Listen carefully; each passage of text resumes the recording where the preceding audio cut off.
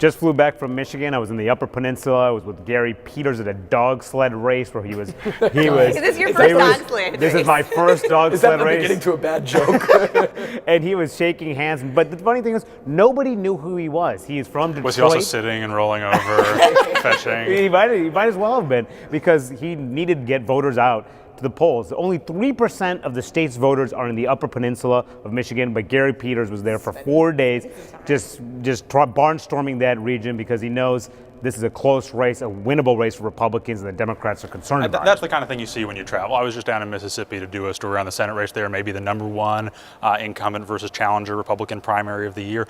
This state senator, Chris McDaniel, Thursday night on the campus of Ole Miss, cold night for Mississippi, 150 people showed up. That's how you know you've got a real race on your hands.